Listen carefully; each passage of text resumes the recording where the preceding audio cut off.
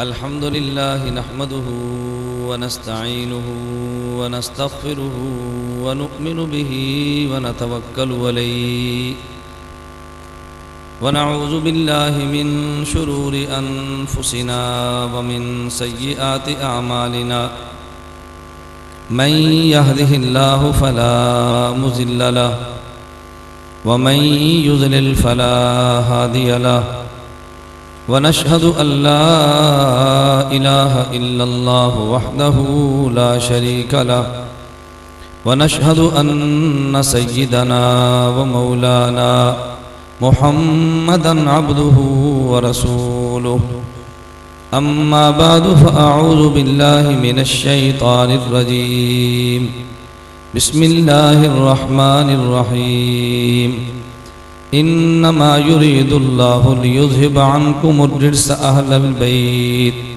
व युतहिरकुम तत्हीरा।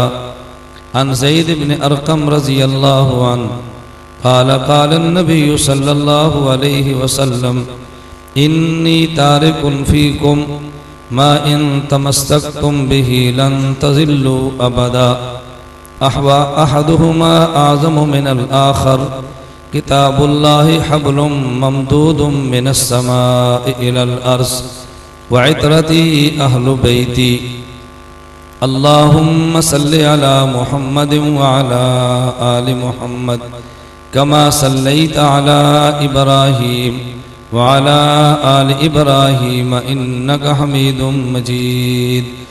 अल्लाहुम्मा बारिक अला मुहम्मदिन व अला आलि मुहम्मद कमा बारकता अला इब्राहीम व अला आलि इब्राहीम इन्नका हमीदुम मजीद। नाम मोहम्मद से दिलों को सुरूर मिलता है, नाम मोहम्मद से दिलों को सुरूर मिलता है, निगाह फ़िक्र को ताज़ा शऊर मिलता है। नसीब कैसा भी हो वासिता अहमद का देके, नसीब कैसा भी हो वसीला मोहम्मद का देके, खुदा से जो भी मांगे ज़रूर मिलता है। मुअज़्ज़ज़ उलमाए किराम, मेरे निहायत वाजिबुल एहतराम बुज़ुर्गों, मसलक आलो सुन्नत वल जमात से ताल्लुक़ रखने वाले वजूद नौजवान दोस्तों और भाइयों, सिमात फरमाने वाली मेरी निहायत काबिल सत एहतराम माओं और बहनों, हमारा आज का दारुल उलूम शाहदरा लाहौर में होने वाला अज़ीमुश्शान सालाना महफ़िल नात के नाम से प्रोग्राम जिस तरह के मुनक़िद हुआ, आप हज़रात उसको अपनी आँखों से देख रहे हैं। हमारी ये सालाना महफ़िल हम्दो नात ये महज़ महफ़िल नहीं बल्कि महज़ एक मसलकी और तरबीती जलसा है। मौलाना अहमद यार लाहौरी अल्लाह इनकी उम्र में बरकत अता फ़रमाए, ये अमूमन इस किस्म के इज्तिमात में मुझसे मशवरा करते हैं और मैं इनकी खिदमत में यही गुजारिश किया करता हूँ। इस दौर में सबसे ज़्यादा अहम ज़रूरत अकीदा जमा मसला नतीजा मसलक की है। मैंने मसलक का तर्जुमा किया कि मसलक किसे कहते हैं। ज़रूरत इस बात की है कि मसलक को बयान किया जाए। अमूमन लोग कहते हैं कि हमारा मसलक ये है, फ़लाँ ख़तीब बड़ा मसलकी है, फ़लाँ इदारा बड़ा मसलकी है। मसलक का माना क्या है? नंबर एक अकीदा और नंबर दो मसला। अकीदा जमा मसला, नतीजा मसलक निकलता है। और अकीदा और मसला मैंने कहाँ से लिया है और इसकी अहमियत कहाँ से सीखी है? अल्लाह रब्बुल इज़्ज़त ने कुरान करीम में कसम उठाकर इरशाद फरमाया, वल आस्र, पहले कसम उठाई ज़माने की, फिर फरमाया इन्नल इंसान लफ़ी खुस्रिन, कामयाबी के लिए ज़रूरी है इल्लल्लज़ीना आमनू, बंदे का अकीदा ठीक हो, व अमिलुस्सालिहात, और बंदा अमल नेक करता हो, व तवासो बिल हक़, सही अकीदा और नेक अमल को बयान करता हो, व तवासो बिस्सब्र, अगर सही अकीदा और नेक अमल की दावत पे अल्लाह की तरफ से मुश्किल आए तो खंदा पेशानी से बर्दाश्त करता हो। हमें दुआ ये करनी चाहिए, अल्लाह आफियत के साथ हमें हक बात कहने की तौफीक अता फरमाए। अल्लाह से आफियत की दुआएं मांगो, सुबह सरगोदा मरकज़ अहले सुन्नत वल जमात में एक पाकिस्तान के आलिम मुलाकात के लिए तशरीफ़ लाए तो उठते वक़्त मुझे फरमाने लगे कि मौलाना अल्लाह आपको इस्तिकामत के साथ दीन के काम के लिए कबूल फरमाए। मैंने कहा इस्तिकामत वाली दुआ मैं आपकी खिदमत में पेश करता हूँ, आप मेरे लिए आफियत की दुआ फरमा दें, अल्लाह आफियत के साथ दीन की खिदमत करने की तौफीक अता फरमाए। वो इस बात को समझ नहीं सके तो वो फरमाने लगे क्या आप भी डर गए हैं? अगर आप भी डरेंगे और आप जैसे देवबंद के उलमा खौफ महसूस करेंगे, दीन का काम कौन करेगा? मैंने कहा शायद मैं बात आपको समझा नहीं सका।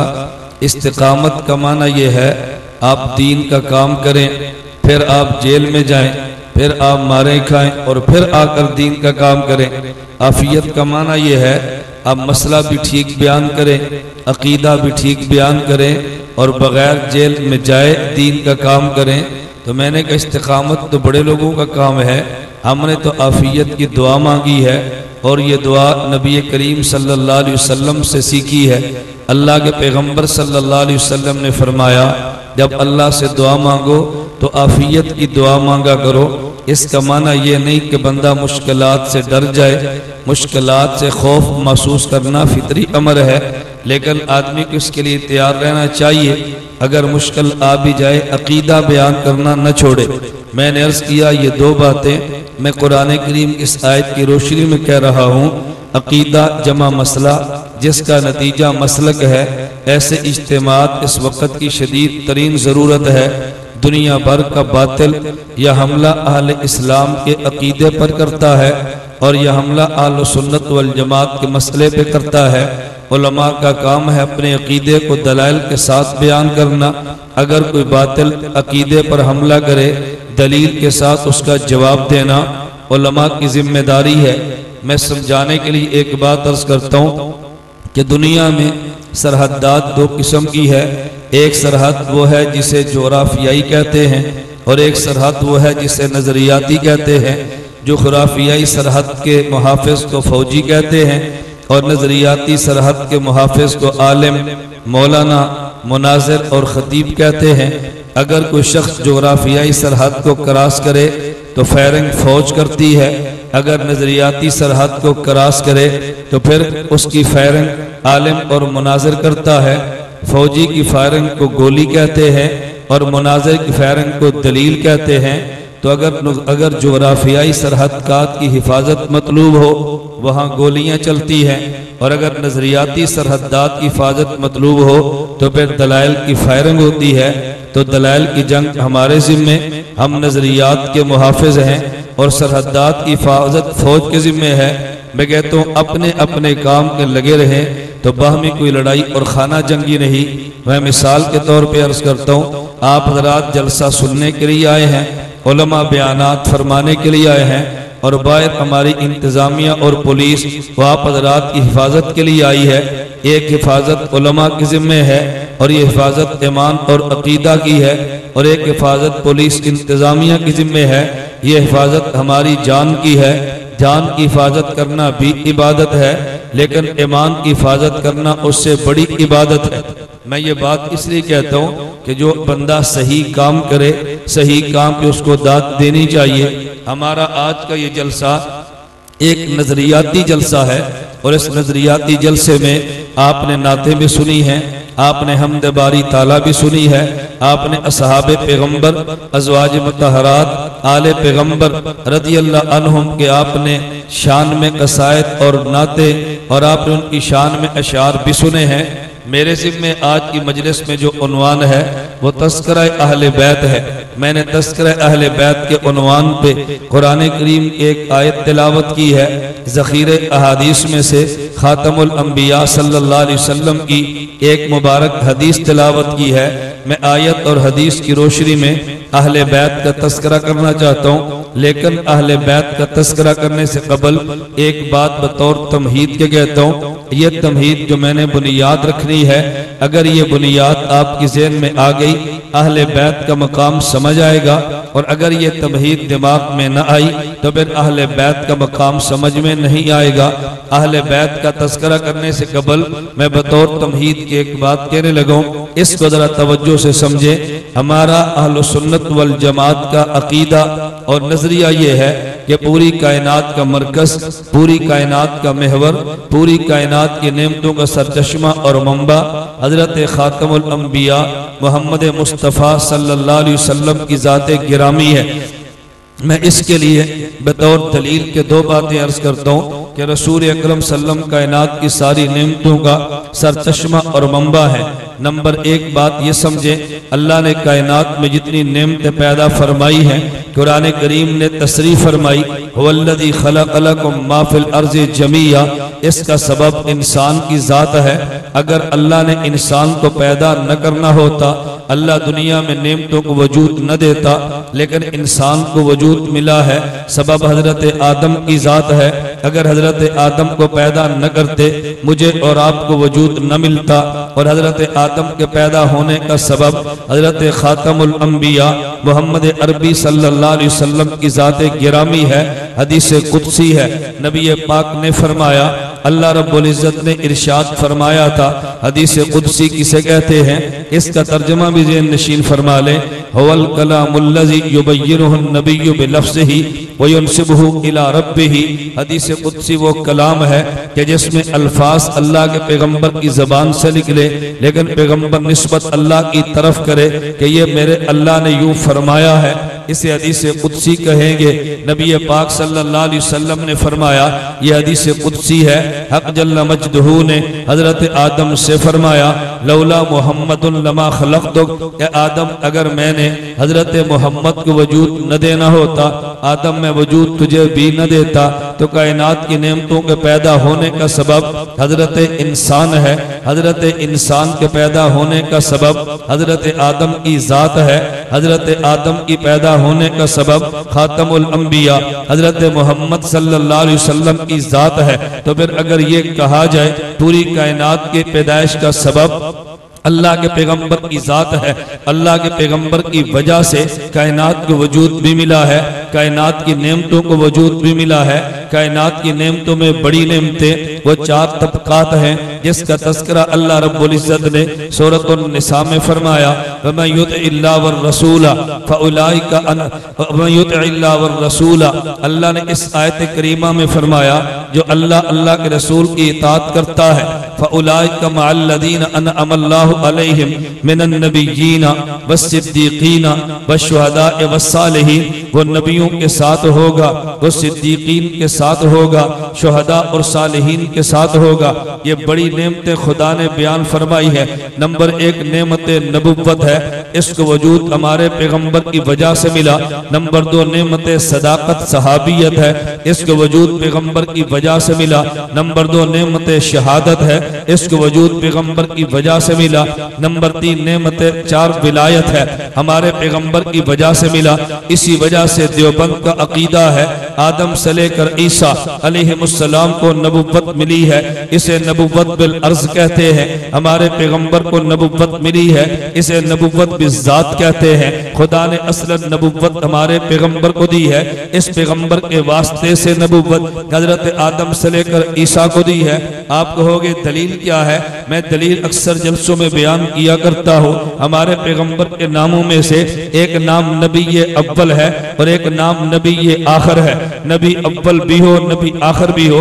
ये बात अगर समझनी हो तो दारुल देवबंद के बानी कासिमुल उलूम वल खैरात मोहम्मद मौलाना मोहम्मद कासिम ननोतवी नव्वरल्लाह मरकदहू की किताबों को खोल ले, तुझे इस हदीस मुबारक का माना समझ आएगा। मौलाना कासिम ननोतवी नव्वरल्लाह मरकदहू फरमाते हैं, इधर देखना, कागज आपके हाथ में है, आप इस कागज पे दायरा बनाना चाहते हैं तो आपने प्रकार को रखा है, तो फिर आपने लकीर खींची दायरा बनाने के लिए। प्रकार का एक कोना रखा या नुक्ता बना है जिसे मरकज कहते हैं, और एक कोने से आपने लकीर खींची जिसे दायरा कहते हैं। तो पहले नुक्ता बनता है, इसे मरकज कहते हैं, फिर एक खत खींचते हैं, इसे दायरा कहते हैं। तो इस खत का नाम दायरा है और नुक्ते का नाम मरकज दायरा है। तो ये दायरा बनना शुरू होता है, तो नजर भी आता है और ये मरकज बन जाता है मगर नजर नहीं आता। लेकिन दायरे के मुकम्मल होने के बाद जब प्रकार को उठा ले तो फिर अंदर बनने वाला वो नुक्ता नजर आता है जो पूरे दायरे का सबब बना है। फरमाया हमारे पैगंबर जो है वो मरकज़े नबुव्वत है। हजरत आदम से लेकर ईसा ये दायरा नबुव्वत है। ये दायरा नबुव्वत आदम से लेकर ईसा है। हमारे पैगंबर मरकज़े नबुव्वत है और दायरा बनता तो बाद में है मगर नजर पहले आता है और मरकज बनता पहले है लेकिन नजर बाद में आता है। तो जिस तरह ये मरकज की वजह से पूरे दायरे को वजूद मिलता है, हमारे पैगंबर की वजह से ये दायरा नबुव्वत को वजूद मिला है। तो हमारे पैगंबर नबी ये अव्वल है वजूद नबुव्वत में, हमारे पैगंबर नबी ये आखिर है ज़हूर नबुव्वत में। इन्हें मिली नबुव्वत पहले है लेकिन नजर इनको बाद में आई है। इसलिए जब ईसाइयों ने इतराज किया था कि कलमा यहूद ने नबी का पढ़ा हजरत मूसा का वो जन्नत में बाद में जाएंगे, कलमा नसारा ने हजरत ईसा का पढ़ा वो नबी अव्वल है लेकिन मानने वाले जन्नत में बाद में जाएंगे। और इस उम्मत का इस उम्मती ने कलमा तो बाद में पढ़ा है लेकिन जन्नत में पहले जाएगा। ये तो खुदा के निजाम अदल के खिलाफ है। जो कलमा पहले नबी का पढ़े और जो कलमा पहले पढ़े उसे जन्नत में बाद में जाना चाहिए। लेकिन मौलाना ननोतवी गोया होते हैं फरमाया असारा नसारा और यहूद ने बात को समझा ही नहीं है। उन्होंने हजरत मूसा का कलमा पढ़ा, किसी ने हजरत ईसा का कलमा पढ़ा तो लोग समझते हैं कि शायद उस नबी का कलमा पढ़ा जो पहले आया है। फरमाया नहीं तुम समझे नहीं हो। हजरत मूसा और ईसा को कलमा न मिला है लेकिन हमारे पैगंबर की वसातत से मिला है। तो देखने में मूसा पहले आए हैं, देखने में ईसा पहले आए हैं लेकिन इनको कलमा बाद में मिला है। पहले कलमा हमारे पैगंबर को मिला है।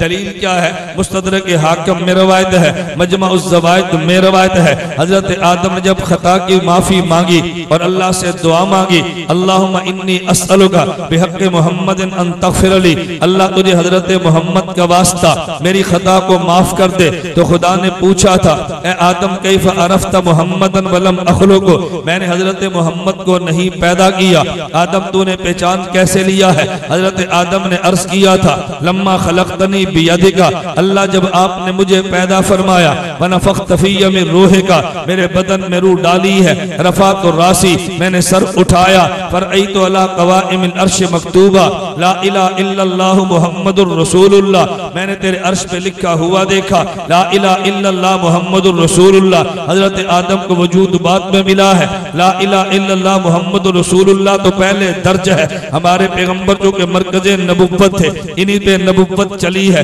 इन्हीं पे नबुव्वत खत्म हुई है। मैंने कहा मरकज जब बन जाता है तो दायरा नबुव्वत के बाद फिर मरकज नजर भी आ जाता है। हमारे पैगंबर की वजह से नबुव्वत को वजूद यूं मिला है जैसे मरकज की वजह से दायरे को वजूद मिला करता है। हमारे पैगंबर सदाकत का भी मरकज है, सदाकत का माना वस्फ है। अगर पैगंबर न होते तो दुनिया में उसाफ हसना भी न आते, पैगंबर की वजह से उसाफ मिले हैं। मैं बतौर दलील के कहा करता हूँ हजरत यूसुफ अलैहिस्सलाम नबी है, जुलेखा फरेफ्ता हो गई, मिस्र की औरतों ने ताना दिया अरे गुलाम पे आशिक हो गई। जुलेखा ने कहा तुमने गुलाम को देखा ही नहीं है, एक मर्तबा गुलाम को देख तो लो। जुलेखा ने अपने महल में दस्तरखान सजाया, हजरत यूसुफ को बाहर बुलाया, अल्लाह के पैगंबर आए, मिस्र की औरतों ने देखा, कुरान कहते हैं कत्ताना ऐदियहुन्ना, अपने हाथों को काट डाला।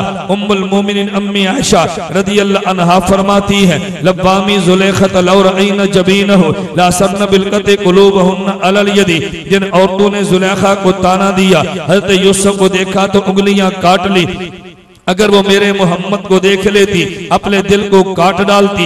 अम्मी आयशा ने क्यों ये बात फरमाई है? अम्मी आयशा समझाना ये चाहती है कि मेरे मोहम्मद तो मरकज़े हुस्न है, हजरत यूसुफ शाखे हुस्न है। तो आप अपने जिस्म को देखें, इसमें दिल मरकज़े बदन है और उंगलियां और हाथ शाखे बदन है। तो जिन्होंने शाखे हुस्न को देखा उनने शाखे बदन को काटा है। अगर ये मरकज़े हुस्न को देख लेती तो मरकज़े बदन को काट डालती। लब्बामी जुलेखा था, लौ रअयना जबीनहु ला सरना बिल कते कुलूबहुन्ना अलल यदी। जिनने यूसुफ को देखा, शाखे हुस्न को देखा तो हाथ काटे हैं। अगर मरकज़े हुस्न मेरे मोहम्मद को देख लेती तो मरकज़े बदन दिल को काट डालती। मैं हाँ दावे के साथ कहता हूँ, अम्मी आयशा के शार की शराबी अगर तुझे मिलेगी तो देवबंद के दरबार से मिलेगी, देवबंद के दर से मिलेगी। मैं जो बात कहूंगा वो बगैर दावे के और बगैर चैलेंज के नहीं कहता, मैं तहद्दी के साथ कहता हूँ। पैगंबर के उलूम के बारे से इस धरती पे उलमाए देवबंद से बढ़कर कोई नहीं है। मेरे पैगंबर नबुव्वत का भी मरकज है,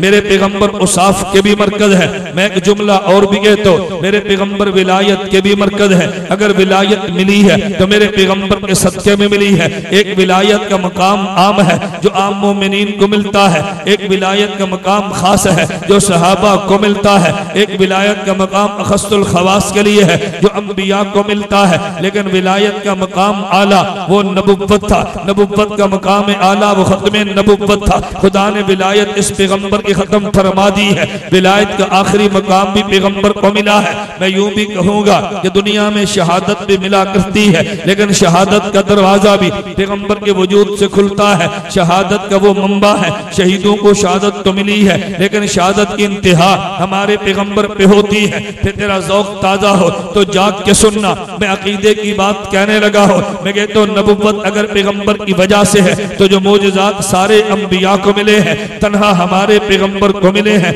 उसने यूसुफ दम ईसा यदे बैजादारी आज खूबा हमादार के तू तन्हादारी, जो उसाफ पैगंबर के सहाबा को मिले हैं वो सारे पैगंबर में जमा है। मैं इसलिए ये बात कहता हूँ, एक आसमान का चांद है, एक आसमान के सितारे हैं। अरे चांद से रोशनी सितारों को मिलती है। मैं एक जुमला के तो दिल की तख्तियों पे नोट कर ले, जब चांद बिखर जाता है तो फिर सितारे बन जाते हैं, और जब सितारे सिमट जाते हैं तो चांद बन जाता है। जब नबुव्वत बिखर जाती है तो सहाबा बन जाते हैं, जब सहाबा सिमट जाते हैं तो नबुव्वत बन जाती है।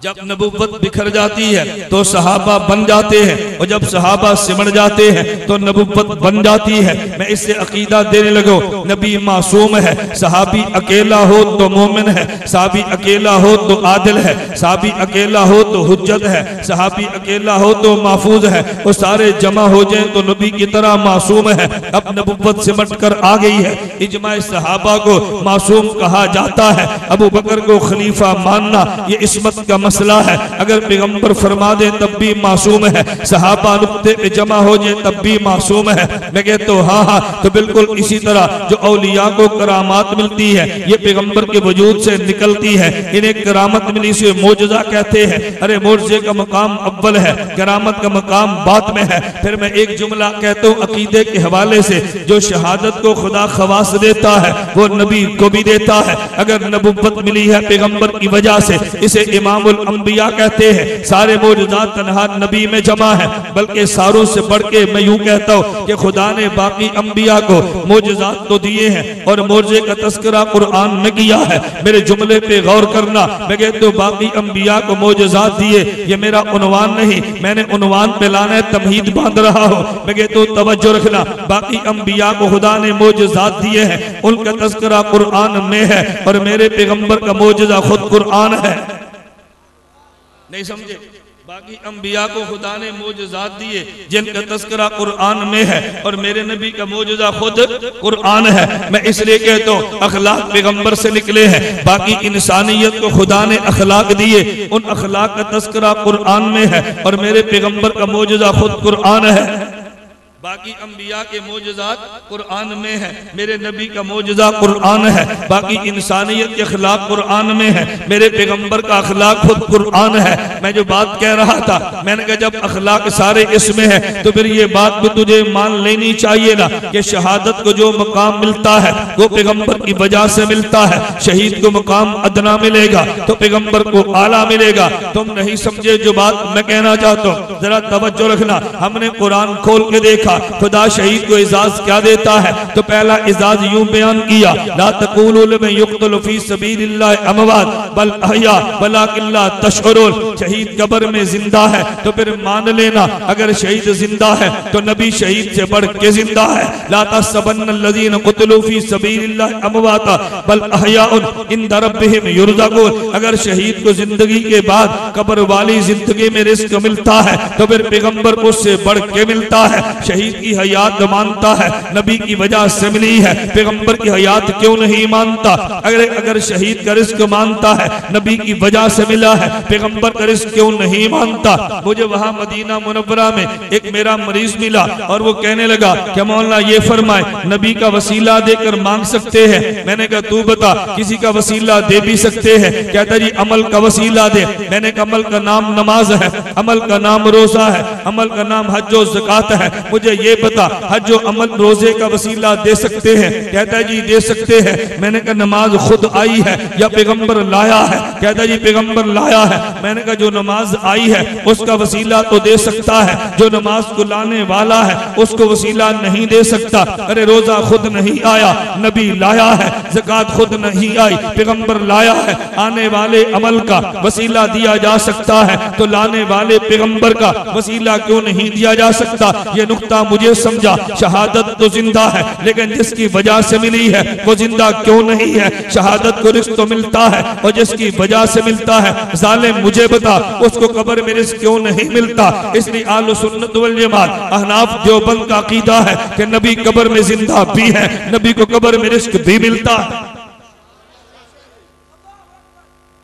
नबी कब्र में जिंदा भी हैं और अंबिया को कब्र में रिस्क भी मिलता है। ये मेरा उन्वान नहीं, मैं तमहीद बांध रहा था। अब इस तमहीद के बाद बात सुने। मैंने कहा जब पैगंबर मरकज है नबुव्वत का, पैगंबर मरकज है सदाकत का, पैगंबर मरकज है विलायत का, पैगंबर मरकज है शहादत का, मैंने इन मादी चीजों का तस्करा नहीं किया कि जन्नत का भी कह दूं, मैं दुनिया का भी कह दूं। अरे मादी चीजों की तो हैसियत ही कोई नहीं, मादी चीजों का तस्करा क्या करना? अब मुझे एक बात जरा समझाने दे। मैं कहता हूं जब पैगंबर मरकज है, ये दुनिया का ज़ाब्ता है कि जो चीज मरकज के जितना करीब हुआ करती है उतना ही बुलंद मकाम पाया करती है। जितना मरकज से उसको कुर्ब मिलता है उतना बुलंद मकाम मिलता है। तुझे यूं नहीं समझ आना, मैं जरा मिसाल दे करके तो मेरी बात पे तवज्जो रखना। अरे अगर तुमने कभी निकाह और शादी का मंजर देखा है, जिसकी नहीं हुई अल्लाह उनकी शादियां करवा दे, जिनकी नहीं अल्लाह करवा दे। मैं तो ये दुआ मांगता हूँ कि जहां चाहते हैं मुनासिब वो खुदा वहां करवा दे, अल्लाह निकाह करवा दे, जहां चाहते हैं मुनासिब खुदा वहां करवा दे। आदमी दुआ तो वो मांगे कि जो अल्लाह से तलब करता है। तवज्जो रखना, मैं एक जुमला कहने लगो। आपने शादी में देखा, अरे बारात में कई आते हैं लेकिन सबसे ज्यादा करीब कौन होता है? कहते हैं ये तो शादी का दूल्हा है। भाई ये कौन है? कहते हैं ये सरबाला है। भाई ये कौन है? कहते इसने दूल्हे के साथ साथ चलना है। तो जो उसके साथ साथ रहता है वो पूरी बारात में नुमाया हुआ करता है। अगर तुझे यूं भी समझना है तो ये कौन है? कारी ये पीर साहब है। ये साथ कौन है? मुरीदीन है। भाई ये साथ साथ कौन चलता है? कहते पीर साहब का खलीफा है, तो खलीफे को कुर्ब ज्यादा है तो उसका मकाम भी बढ़ जाता है। अगर तुझे यूं भी समझना है तो मैं और आसान मिसाल दे करके, तो तुम्हारे घर में चक्की है, अगर चक्की चल रही है तो दरमियान में मुट्ठी भी है, जहां से पकड़ के चक्की चलाते हैं वो मुट्ठी तो साइड पे होगी, लेकिन चक्की के बिल्कुल वस्त में एक मोटा कील सा बना है जिसपे पूरी चक्की चलती है। मैं कहता हूं उस कील को चक्की का मरकज कहते हैं। पूरी चक्की ने इस मरकज के गिर्द घूमना है, तो जो चक्की का हिस्सा उस मरकज के करीब है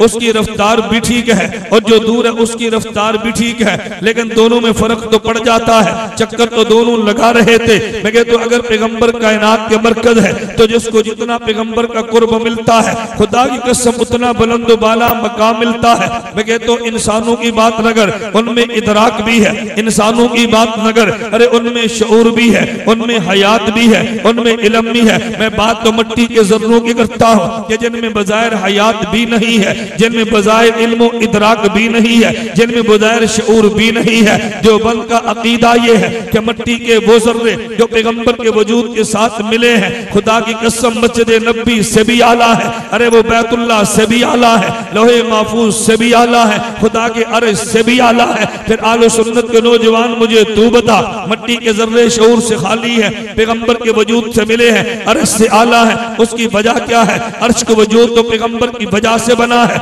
ये पैगंबर मरकज़े कायनात है, कायनात का वो हिस्सा जो पैगंबर के साथ मिलेगा तमाम हिस्सों से बढ़ जाएगा। फिर मैं ये बात भी कह सकता हूँ, पैगंबर के साथ मिलने वाला वो सिद्दीक़ अकबर है, जिसमें इल्म और शऊर भी है, अरे जिसमें हयात और इदराक भी है, वो पैगंबर के साथ मिलता है। और यूं मिला है, जब नबी आया तब भी साथ है, नबी दुनिया में घूमा तब भी साथ है, नबी मजार में गए वो तब भी साथ है, नबी हशर में होंगे वो तब भी साथ है, नबी गार में थे वो तब भी साथ है, नबी जन्नत में होंगे वो तब भी साथ है। इसलिए तो उम्मत ने कहा, अगर मट्टी के जर्रे पैगंबर के वजूद के साथ मिले वो सारी जगहों से आला है। सिद्दीक पैगंबर के साथ मिला है, कायनात के अंबिया के बाद सारे इंसानों से आला है। अरे तकबीर, ताजो तक खत्म नबूवत, शान मुहम्मद मुस्तफा, शान सहाबा, शान अकाबिर उलमाए देवबंद। मेरी दलील पे गौर करना। मुझे आपकी सर्दी का एहसास है, रात को 3 बजे तो बयान शुरू हुआ, मैं समझ तो यकीन फरमाए ये बड़ी हिम्मत की बात है। आले बैत के साथ मोहब्बत की दलील है। कौन रात को 3-3 बजे तक जागता है बगैर किसी दुनियावी गर्ज के? अल्लाह हम सब को बात समझने की तौफीक अता फरमाए। लेकिन मुमकिन है आपके ख्याल में हो कि नहीं भाई मौलाना तो ताज़ा दम होकर आए हैं, हम तो यहाँ बैठे हैं। मैंने कहा तुम तो लाहौर से आए और मैं सरगोदे से चला हूँ, तुम पता नहीं कब से जागे, मेरे इल्म में नहीं। मैं तो 2 घंटे सोकर आया, पूरे 24 घंटे में आपने सुबह सोना है। मैंने 10 से लेकर 1 बजे एक बयान गुलशन रावी एक इदारे में करना है, दूसरा मैंने 3 बजे फिर इजलास में शिरकत करनी है, फिर मगरिब के बाद बयान करना है, फिर इशा के बाद हमारा अलग काम शुरू होगा। मैं ये बात इसलिए नहीं समझाता कि मैंने को बहुत बड़ा काम किया, मैंने कहा कि आपके ज़हन में ना आए कि हम मुशक्कत काटते हैं और शायद देवबंद का मुनाजिर या देवबंद का खतीब और आलिम वो राहत की जिंदगी में होगा। मैंने कैसे कभी नहीं होता। अल्लाह हमें बात समझने की तौफीक अता फरमाए। मैं अक्सर कहा करता हूँ, आनी जिंदगी थोड़ी सी दी है, ये थोड़ी सी जिंदगी दीन पे लगा दो। मौत के बाद सवाए ऐश और क्या है? मौत के बाद सवाए आराम में क्या है? अगर पैगंबर के साथ ताल्लुक जुड़ा है, खुदा की कसम अल्लाह आराम भी देगा, अल्लाह सुकून भी देगा। और मैं ये दावे के साथ कहता हूँ कि देवबंद का अकीदा है, हमें अपने अमल पे वो घुमंड नहीं है जो पैगंबर की जात पे नाज है। इसी जुमले को समझाने के लिए एक शायर ने पैगंबर के मकान को देखा और उसने एक जुमला कहा था। उसने कहा, या बदी अदल्ले वल अनाजी लका सुल्तान अलल मुहाजी इन बैतन अंत साकिन हो गैर मुहताज अल सुरुजी वजहुकल मामूल हुज्जतुना यौम यातिन नास बिल हुजाजी। उसने कहा, या बदी अदल्ले वल अनाजी, हुस्न जमाल के मालिक पैगंबर लका सुल्तान अलल मुहाजी, लोग हुकूमत जिस्म पे करते हैं, आप हुकूमत दिलों पे करते हैं। इन बैतन अंत साकिन हो, जिस घर में आप तशरीफ फरमा है, गैर मुहताज अल सुरुजी, वो चिरागो सूरज का मोहताज नहीं है। वजहुकल मामूल हुज्जतुना यौम यातिन नास बिल हुजाजी, जब क़यामत दिन अल्लाह पूछेगा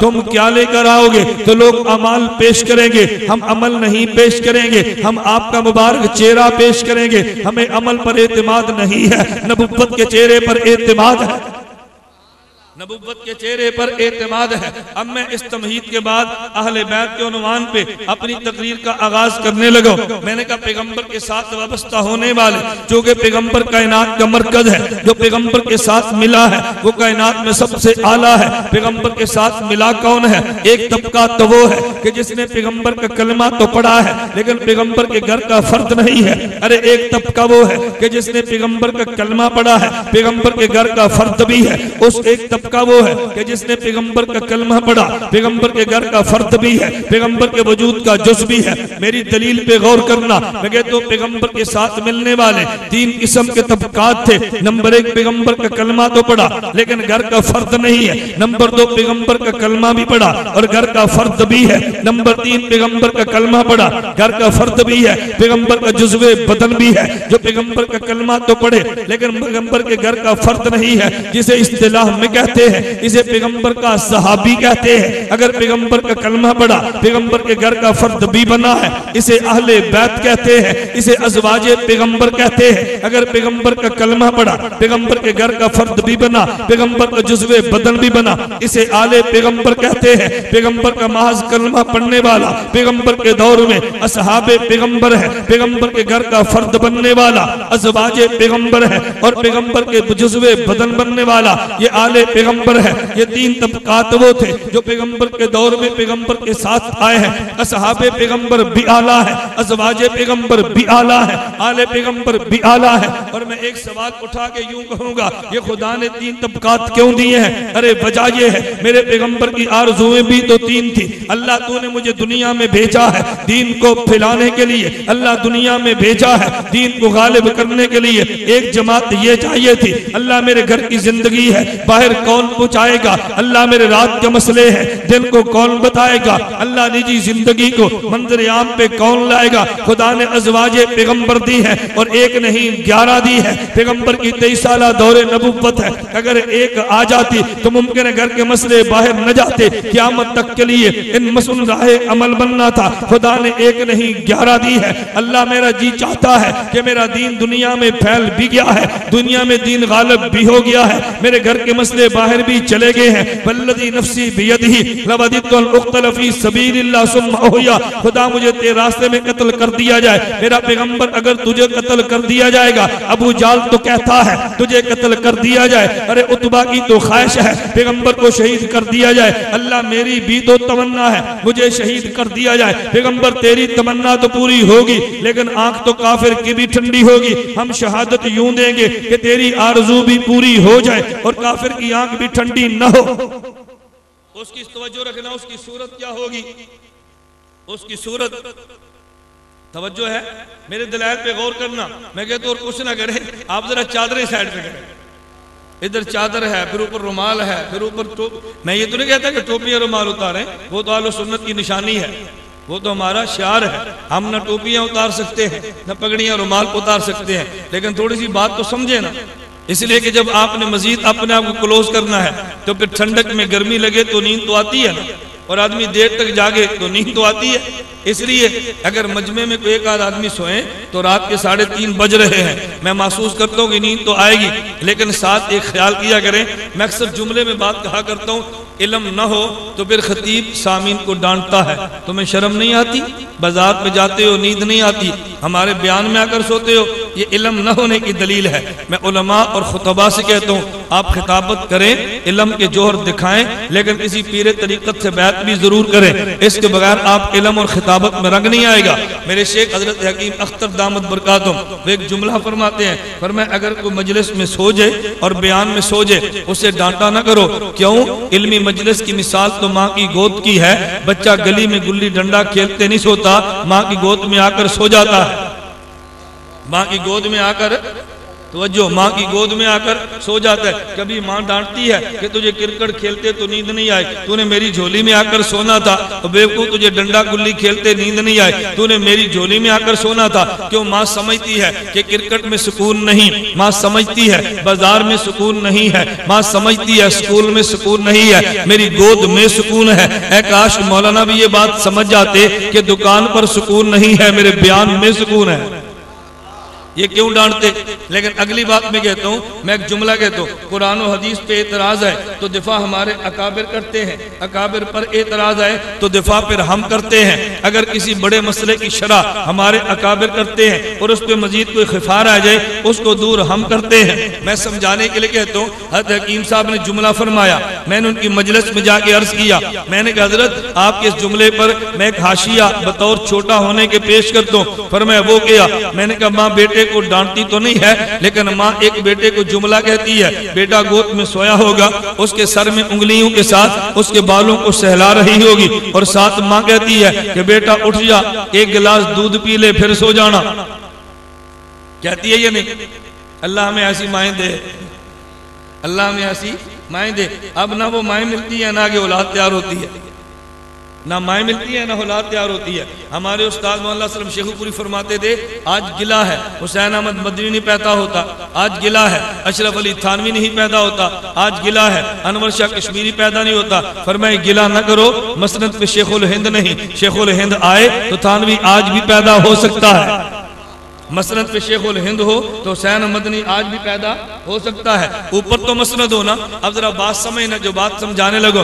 मैंने कहा हजरत माँ डांटती तो नहीं है, लेकिन माँ की जुमला कहती है कि बेटा उठ जा, बोलिए ना, बेटा उठ जा दूध पी ले।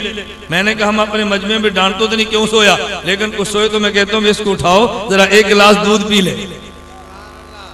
क्या करे, एक गिलास दूध, और हमारा दूध बड़ा खालिस है, नहीं समझे आप, हमारा दूध बड़ा।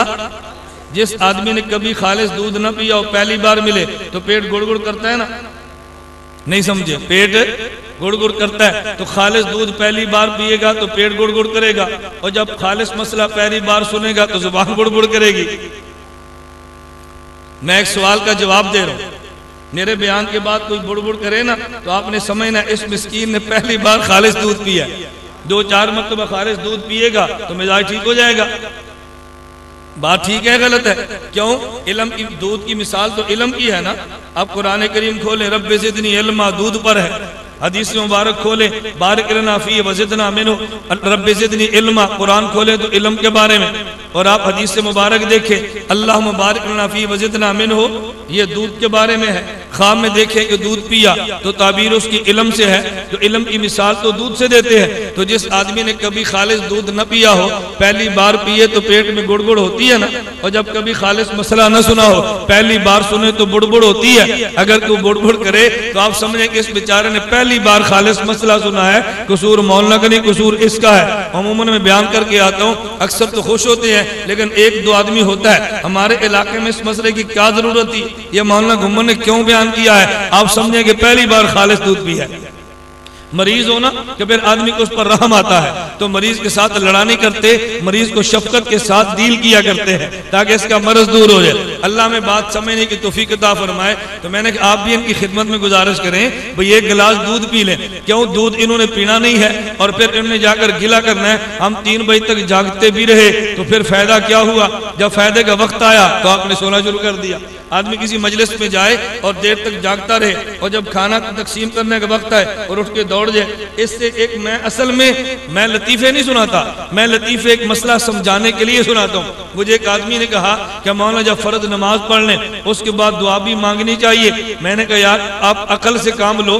एक बंदा पूरा महीना फैक्ट्री में मजदूरी करे, तनख्वाह कितनी है जी? 8000। अब माँ ने पूछा महीने के बाद 31 तारीख को 30 तारीख को कि बेटा तनख्वाह लाया है? उसने कहा नहीं। माँ ने पूछा क्यों? उसने कहा इतनी लंबी लाइन लगी हुई थी, कौन 4 घंटे इंतजार करता। मैंने कहना अहमक आदमी, तूने 30 दिन 8 घंटे रोजाना मजदूरी की है तो वो तुझे नजर नहीं आया। और जब 8000 रुपया जिसके लिए मजदूरी की है उस सिर्फ 4 घंटे नहीं ठहर सकता था। इसने वजू भी किया है, सुन्नतें भी पढ़ी है, नमाज भी पढ़ी है, 15 मिनट तो लगा दिए अल्लाह से कुछ लेने के लिए। और जब देने का वक्त है कहता है मैं नहीं लेता। नहीं समझा? कहता है माँ मैं नहीं लेता। अब ये सर झटक के जा रहा है। मैंने कहा इसका वक्त को कौन बंदा बताए? अद्दुआ मुखुल इबादा, कि ये दुआ तो इबादत का मकसद था, जब मकसद की बारी आई तो दौड़ गया है। मैंने कहा अल्लाह तुम्हें समझने की तौफीक अता फरमाए, अल्लाह में बात समझने की तौफीक दे। मैंने कहा एक असहाबे पैगंबर है और एक अज़वाजे पैगंबर है, एक आले, बोलिए ना, एक आले पैगंबर है। मैंने कहा मैं अब तो गुफ्तगू शुरू करने लगा हूँ। मैंने इस मकाम तक लाने के लिए तो तमहीद बांधी कि आपके ज़हन में अहले बैत का तस्करा करने से कबल ये बात तो है इनकी दुनिया में अजमत है क्यों।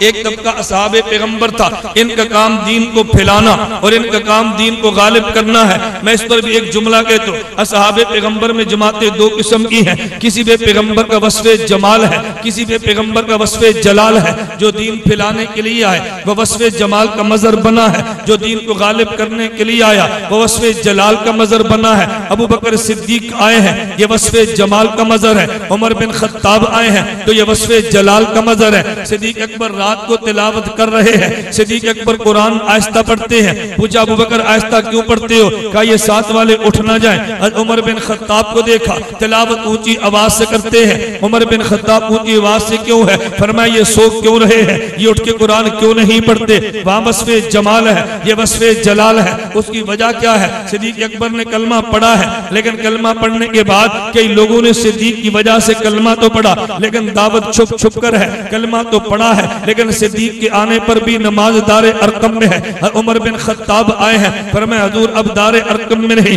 अब तो नमाज काबा में होगी। मेरे पैगंबर दावत कमरे में नहीं, अब गली और चौक और चौराहे पर होगी। हुजूर आप दावत दे, मैं देखता हूँ कौन तुम्हें रोकता है। मैं कहता हूँ सिद्दीक़ ये जमाले पैगंबर का मजर था, सिद्दीक़ दीन फैलाने के लिए आया है। उमर बिन खत्ताब जलाले पैगंबर का मजर था, ये दीन को गालिब करने के लिए आया है। एक दीन को फैलाने वाला, एक दीन को गालिब करने वाला। इससे एक और मसला भी हल हुआ और देवबंदियों की आपस में लड़ाई खत्म हुई है। मैं कहता हूँ एक मिजाज मुबल्लिग और दाई का है और एक मिजाज मुजाहिद और गाजी का है। मुजाहिद और गाजी पे वस्फ़े जलाल है, दाई और मुबल्लिग पे वस्फ़े जमाल है। जमाल वाला मार खाता है, जवाब नहीं देता, जलाल वाला खाता है, जवाब भी देता है। अरे एक जलाल वाला है, एक जमाल वाला है, तुम्हें न समझ आए। मैं कहता हूँ रायबरेली इज्तिमा पे चले जाओ, एक अंदर बयान करने वाला ये तो जमाल वाला था, एक बाहर डंडा लेकर खड़ा वो जलाल वाला है। आप उसकी बात को बदल कर दिखाओ, जरा अंदर जाकर दिखाओ, वो तो जलाल वाला, उसके जिम्मे पैरा है,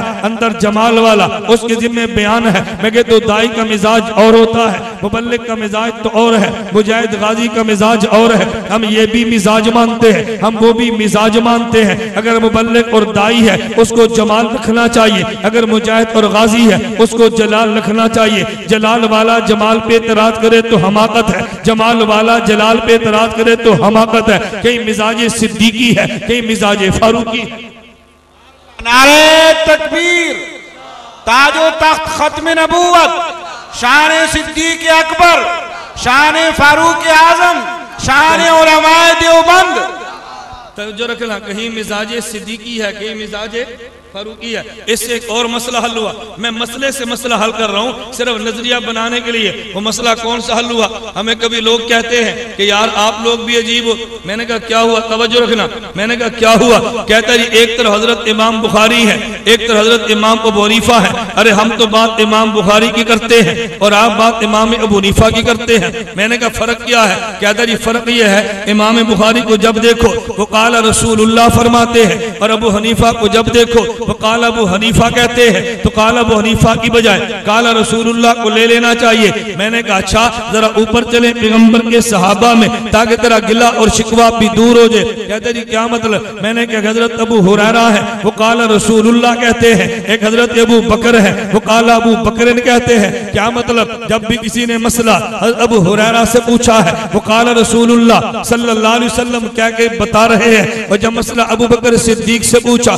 वो काला अबू बकर क्या के मसला बता रहे हैं। वजह हजरत अबू हुरैरा मसला बताए, मंबा उसका भी हदीस है, लेकिन वो काला रसूलुल्लाह फरमा देते हैं। मसला सिद्दीक अकबर बताए तो मंबा उनका भी हदीस है, लेकिन वो काला अबू बकर कहते हैं। उसकी वजह सिद्दीक पे गलबा खशियत का है, अबू हुरैरा पे गलबा मोहब्बत का है। अबू हुरैरा ये चाहते हैं पैगंबर के लफ्ज आगे बयान कर दो, अबू बकर डरते हैं कि लफ्ज पैगंबर बयान करने में गलती हो गई, अबू बकर का क्या बनेगा। वो मसला पैगंबर वाला बयान करते हैं, लेकिन काला अबू बकर कह के करते हैं। सिद्दीक पे गलबा खशियत का है, हजरत अबू हुरैरा पे गलबा मोहब्बत का है। मैं कहता हूँ हाँ हजरत इमाम बुखारी पे गलबा मोहब्बत का है, वो काला रसूलुल्लाह कहते हैं।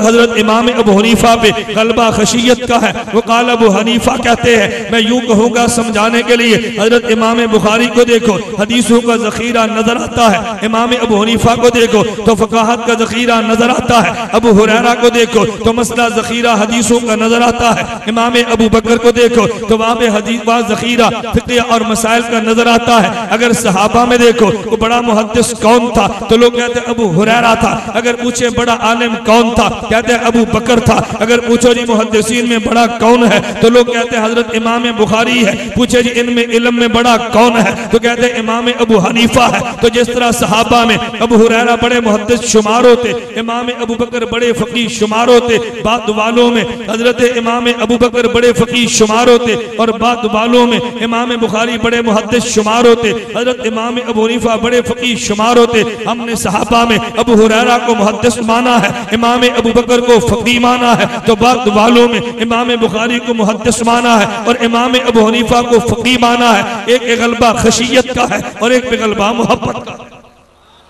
मैं कहता हूँ एक जलाल वाला है, एक जमाल वाला है। मैं अपने उन्वान को, मैं सिर्फ ये बातें किस लिए कहता हूँ, कभी कभी मैं उलमा से कहता हूँ, मैं 1 घंटे के बयान में सैकड़ों रास्ते इसलिए पेश करता हूँ, एक बयान पास रख ले, आप 10 जुमे उस पर लगे रहे, वो एक बयान आपसे खत्म नहीं होना। क्यों? तो मैं तो शरा को मतन में लपेटता हूँ, मैं तो खुलासों में बात लाता हूँ, बड़ी बड़ी बातों को समेट कर कहता हूँ, ताकि कई रास्ते आपकी खिदमत में पेश करूँ। आप इनमें से जिसको चाहे मुंतखब कर ले। पैगंबर क्यों आए? दीन को फैलाने के लिए, दीन को गालिब करने के लिए। ये इंतखाब असहाबे पैगंबर का हुआ है। अरे घर के मसले बाहर चले जाए, इंतखाब अज़वाजे पैगंबर का हुआ है। लेकिन अल्लाह जी चाहता है मैं कट जाऊं। पैगंबर शहीद हो जाते तो काफिर खुश होता ना, हमने नबी को कत्ल कर दिया है। अरे जो बाप बेटा हो वो बाप का जुज़ होता है, तो बेटे का कट जाना, बाप का कट जाना है, बेटे का कत्ल हो जाना, बाप का कत्ल हो जाना है, बेटे का गर्दन कटवा देना, बाप का गर्दन कटवा देना है। इसके लिए अल्लाह ने इंतखाब किया हजरत हुसैन इब्न अली का।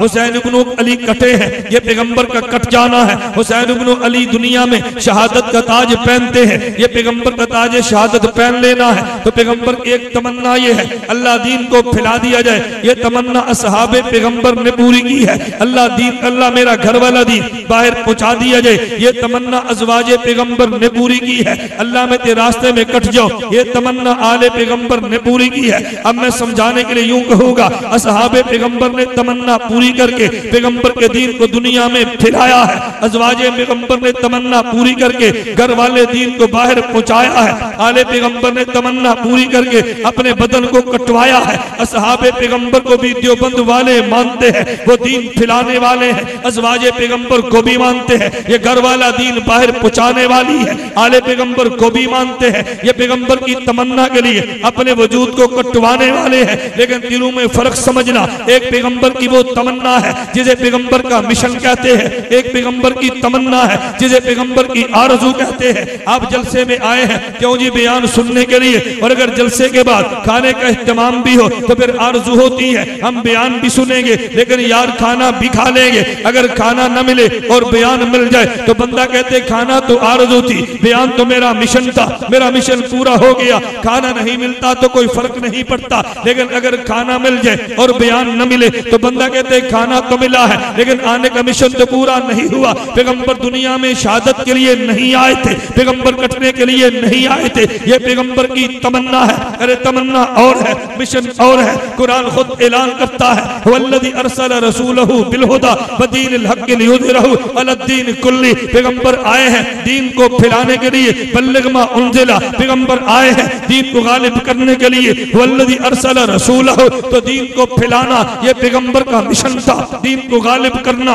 ये पैगंबर का मिशन था। अल्लाह के रास्ते में कट जाना ये पैगंबर का मिशन नहीं, ये पैगंबर की आरज़ू है। असहाबे पैगंबर ने तमन्ना वो पूरी की है जिसे मिशने पैगंबर कहते हैं। आले पैगंबर ने तमन्ना वो पूरी की है जिसे आरज़ू पैगंबर कहते हैं। जो मिशन आरज़ू में फर्क है वो असहाबो आल में फर्क है। नारे तकबीर, शान मोहम्मद मुस्तफ़ा, जमाल सिद्दीक़ अकबर, जलाल फारूक आजम, कमाल उलमाए देवबंद, सरबकफ सरबुलंद। जो बात मैंने की है बात समझ भी आई? बोलते नहीं समझ आई? या फिर दोहराऊं इसको? मैं वो दलाइल अल्लाह करे ये दलाइल आपको समझ आए तो फिर ऐसा इत्तेदाल मिजाज में पैदा होगा कि पूरा दीन भी समझ में आएगा और बामी लड़ाई भी खत्म हो जाएगी। अल्लाह में बात समझने की तौफीक अता फरमाए। मैंने कहा एक तबका असहाबे पैगंबर का, एक तबका अज़वाजे पैगंबर का, एक तबका आले, बोलिए एक तबका आले पैगंबर। लेकिन मैं मजीद बात समझने लगा, ये जो अज़वाजे पैगंबर आले पैगंबर हैं इनका मुश्तरका नाम अहले बैत है। नहीं समझा? इनका मुश्तरका नाम, अच्छा आप कहेंगे कि मौलाना अज़वाजे पैगंबर आले पैगंबर का मुश्तरका नाम अहले बैत क्यों है? तवज्जो, मैंने कहा वजह यह है इनकी निस्बत जो बैत के साथ है इसलिए अहले बैत कहते हैं। एक घर का फर्क तो बना है मगर जुज़्वे बदन नहीं बना, उसको हमने अज़वाज कह दिया। एक आले घर में फर्क तो बना है लेकिन जुज़्वे बदन भी बना है, हम उसे आल कह देते हैं। लेकिन हाँ तो अहले बैत ना, तवज्जो रखना। लेकिन ये जो जुज़्वे बदन मिला है ये तो घर वाले फर्द की वजह से बना है अगर घर में ज़ौजा न आती तो पैगंबर की आगे औलाद कैसे चलती। तो बाद वाले अहले बैत जो बने हैं वो पैगंबर की घरवाली की वजह से बने हैं। मैंने एक तमहीद बांधी थी, अगर आपके ज़हन में हो, मैंने कहा पैगंबर तो मंबा और मरकज है, तो जो दुनिया वालों को इजाज़त मिलेगा वो पैगंबर को पहले मिलेगा। तो मैं कहता हूँ फिर औलाद जो अहले बैत बनी है तो ये पैगंबर की बीवी की वजह से बनी है। तो जिसकी वजह से को मनसब मिला करता है वो इजाज़त उसको पहले मिलता है और बाद वालों को बाद में मिलता है। तो मेरे पैगंबर के बेटे 4 हैं, चलिए इससे पहले मैं चलता हूँ। मेरे पैगंबर के घर में आने वाले जो फर्द हैं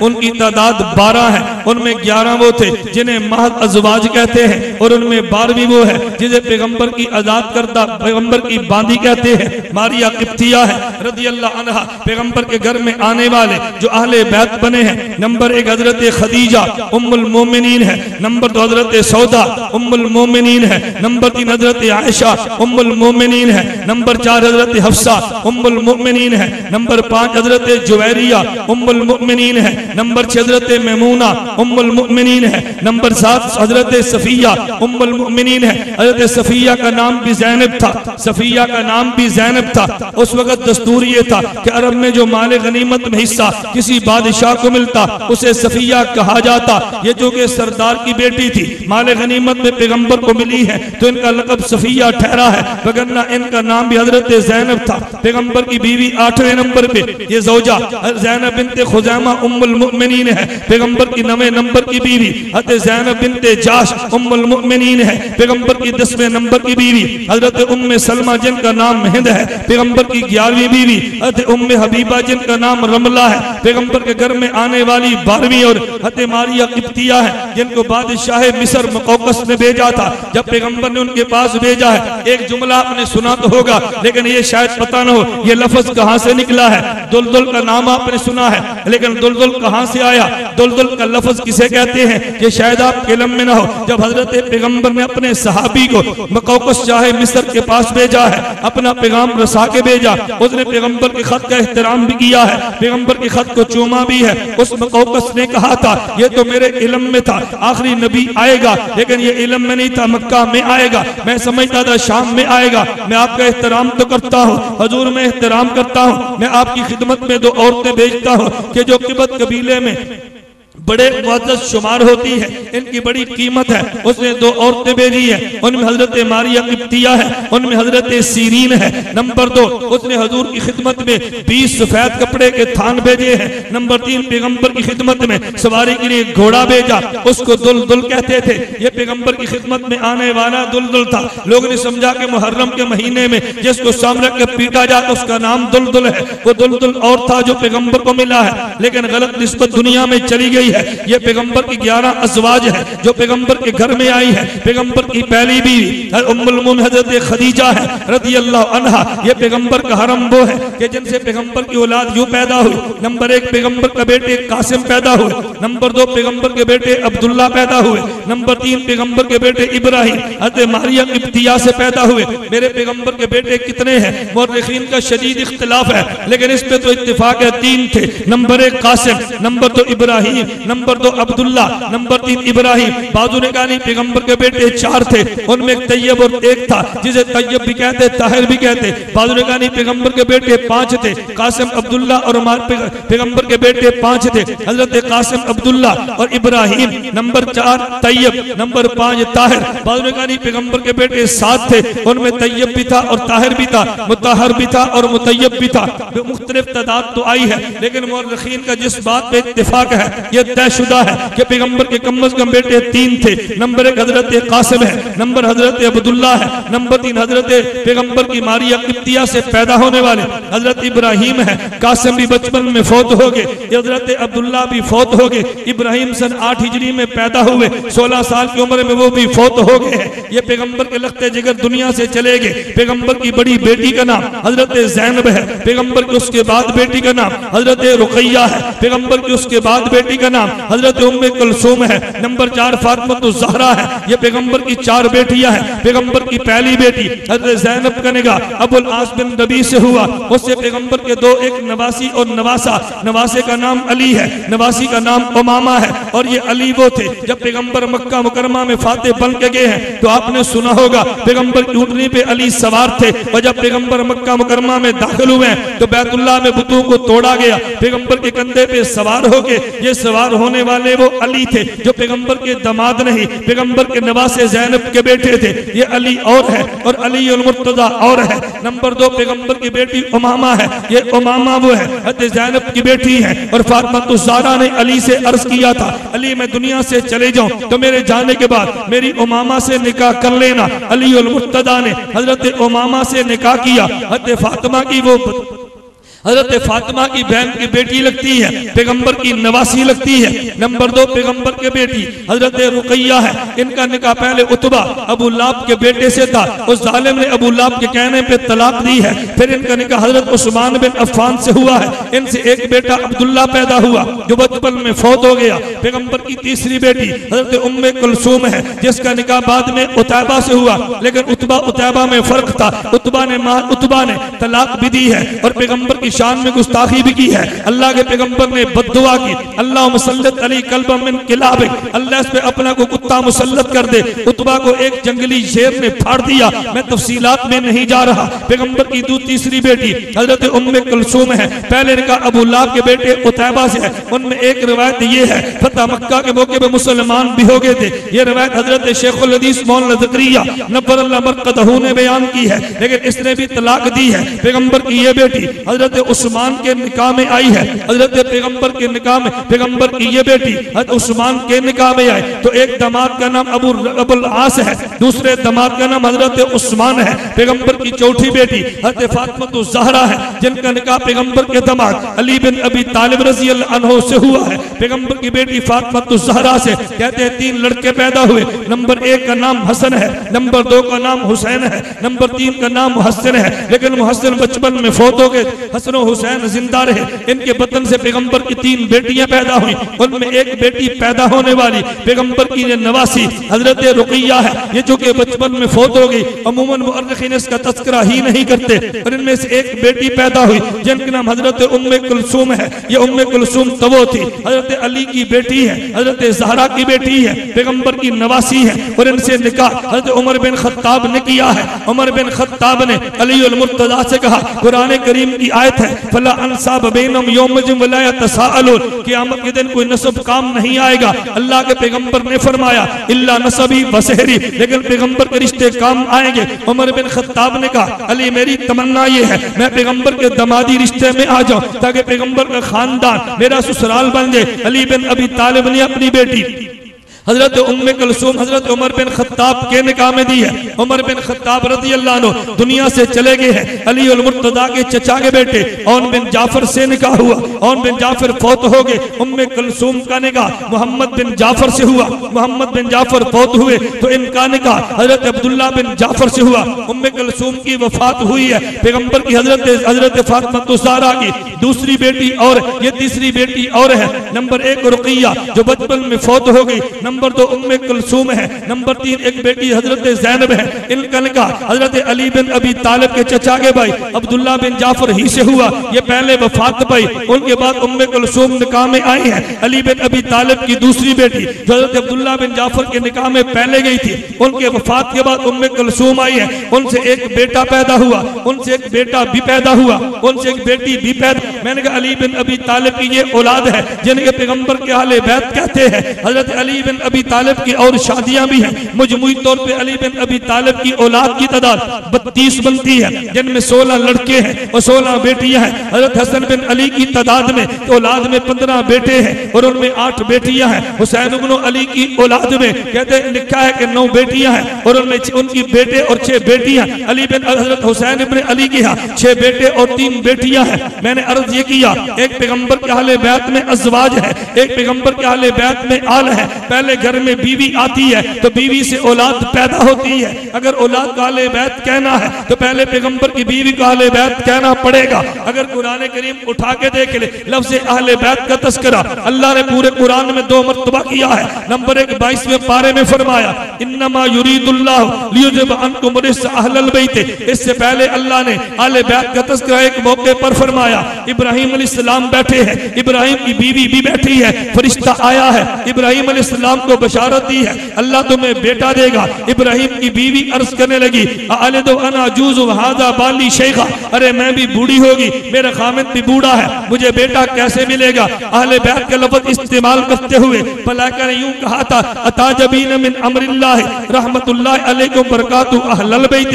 अहले बैत कहा तो यहाँ 2 ही फर्क मौजूद है, एक हजरत इब्राहिम है, एक हजरत इब्राहिम की बीवी सारा है, तो दोनों को अहले बैत कह दिया ना। मालूम अहले बैत का मिस्दाक पैगंबर की बीवी है। 22वें पारे में फरमाया इन्नमा युरीदुल्लाहु लियुज़हिब अन्कुम रिज्सा अहलल बैत। ऐ मेरे पैगंबर अल्लाह ने अहले बैत से नजासत को दूर करने का फैसला फरमा लिया। नजासत इनके करीब भी नहीं आ सकती, ये पाक है, पाक घराने की फर्द है। हदीस मुबारक में मौजूद है ये आयत हजरत उम्मे सलमा के घर में नाज़िल हुई। जब ये आयत नाज़िल हुई पैगंबर उम्मे सलमा के घर में है, हजरत पैगंबर ने हजरत फातिमा को बुलाया, हजरत हसन को बुलाया, हजरत हुसैन को बुलाया, फजल्ललहुम बिकिसाइन, इन तीनों को चादर के नीचे ले लिया। वालियुन खल्फहु, अली पैगंबर के पीछे थे, उनको भी चादर के नीचे ले लिया। फिर पैगंबर ने यूं फरमाया हाउलाए अहले बैती, अल्लाह ये हसन हुसैन अली फातिमा ये भी मेरे अहले बैत में है। फज़हब अनहुम रिज्सा व तहिरुम ततहीरा, अल्लाह इनको भी पाक रखना,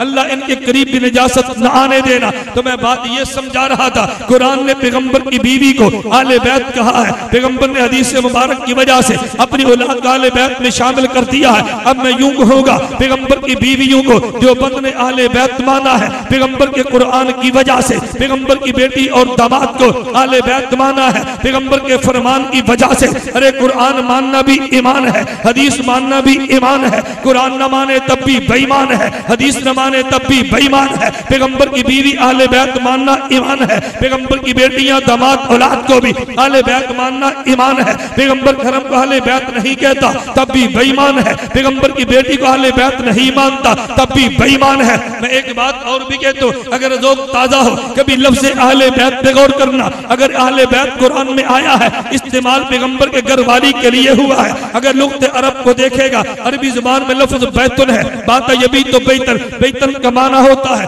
वो मकान जहाँ पे रात गुजारी जाए। दयानतदारी के साथ कहो अरे तुम्हारा भाई भी है लेकिन रात गुजारने की जगह अलग है। अरे तुम्हारा बेटा भी होगा, रात आराम की जगह अलग है। बेटियां भी है, रात आराम की जगह अलग है, लेकिन जो बीवी है उसके आराम करने की जगह वही है जहाँ पे खामिद आराम किया करता है। तो अहले बैत का असल मिस्दाक तो बीवी है, दोनों एक कमरे में आराम फरमाया करते हैं। तो लुगत भी ये बात कहती है। मैं कहता हूँ उर्फ में भी देख लेना, उर्फ में अहले बैत किसे कहते हैं, उर्फ में अहले बैत किसे कहते हैं। मैं मिसाल के तौर पे कहता हूँ, आपकी मिसाल दूंगा, आप रूठ जाएंगे। आप मुझे कहते हैं कि मौला हमारा जलसा है, आप आए तो घर वालों को भी साथ लाए। लेकिन मैं जब आया तो मेरा बेटा भी साथ था, मेरी बेटी भी साथ थी। आपने फौरन पूछा कि मौला घर वालों को लाए हैं, मैंने कहा ये मेरा बेटा और बेटी है। आपने फौरन कहना हजरत हमने बेटे का नहीं कहा था, हमने बेटी का नहीं कहा था, हमने तो घर वालों का कहा था। तो दुनिया जानती है असल तो बीवी घर वाली होती है, बीवी की वजह से औलाद घर वाली बनती है।